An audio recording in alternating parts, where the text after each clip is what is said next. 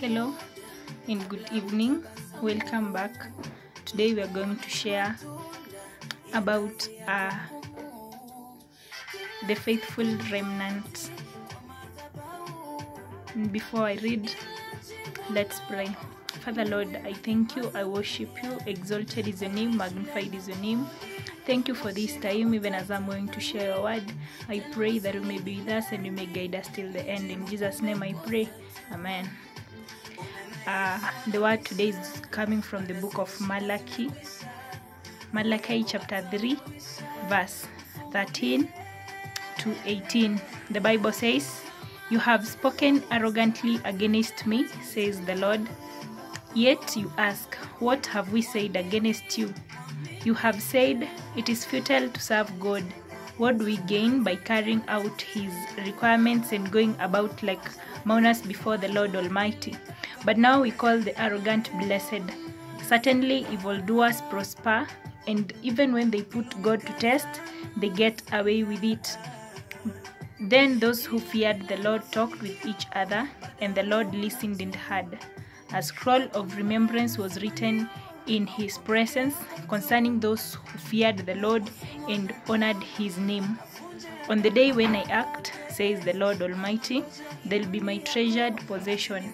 I'll spare them just as a father has compassion and spares his son who serves him.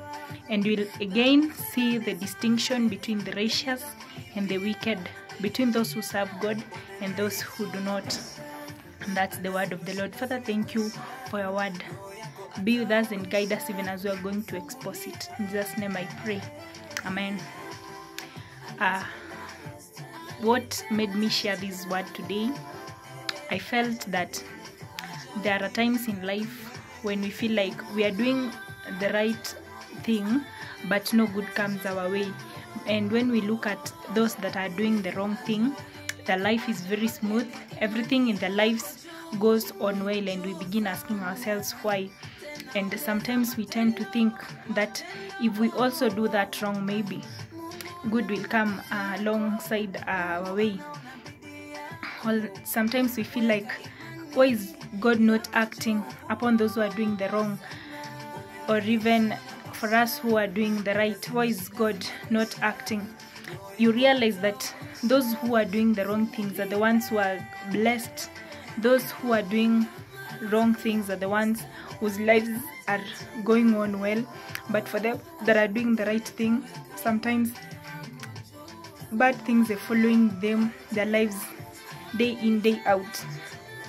Here, the word of the Lord is encouraging us that we should not lose hope. For God is a God who sees everything. He does not sleep, nor does he slumber. God is a miracle working God. He's our destiny changer. He's a God who works in a mysterious way. We don't know the works of God, but then when he acts upon our lives, we see what he has really done in our lives. The Bible here tells us that the arrogant are blessed, evildoers prosper, and when they put God to the test, God gets away with it. And there are these people who came together, the faithful people, the righteous ones, those who feared God. The Bible tells us in verse 16 that they talked with each other and the Lord listened and heard. This verse is giving us hope. It is an encouragement that for those of us who know God, if we come together and talk to each other and do that which God wants, God will hear us. Here, the Lord listened and heard.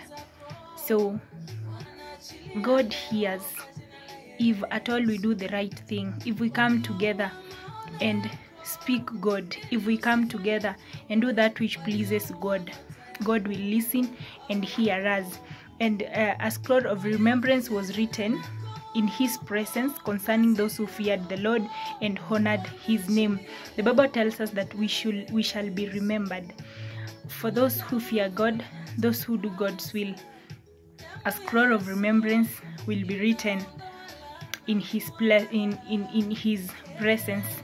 God will hear us and he will remember us. The Bible tells us in verse 17 that on the day when I act, says the Lord Almighty, they'll be my treasured possession. I'll spare them just as a father has compassion and spares his son who serves him. So God has compassion over us. God has compassion over those who are righteous. God has compassion over those who do his will.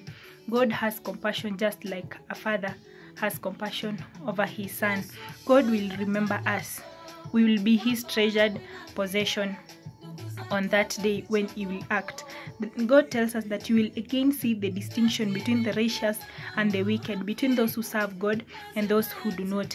If we serve God continually, if we continue serving God, if we fear God, we shall see the difference between those who serve God and those who do not serve God. We'll see the distinction between the righteous and the wicked. This means that God is seeing us in everything that we do, no matter what. Even though you do that which is wrong and you are still blessed, and someone is doing the right and there are no blessings following the person, God is watching. A time will come when you will note the difference between the wicked and the righteous. When the day of God comes, when he will act upon us, when he will act upon those who do his will, there shall be a difference, there shall be a distinction between the wicked and the righteous. So I'm urging us tonight that even as we serve God, let's serve God wholeheartedly. Let's do the will of God, and indeed there shall be a difference between us who serve God and those who do not serve God, and in that way we will be able to win as many souls as possible to him. Because the distinction between the wicked and the righteous, believe me, it will be a very big difference that even will make the wicked to turn unto Christ, because the lives of them that are in Christ will be good and much better than the wicked, and this will make them give their lives to Christ, and heaven shall rejoice and God shall bless us all. So from today, my brothers and sisters, let's strive hard to win souls to Christ. Let's strive hard to do that which pleases God, the will of God, no matter what problems we will face. This journey is not easy, but God promises to be with us from the beginning till the end. Be blessed. Amen.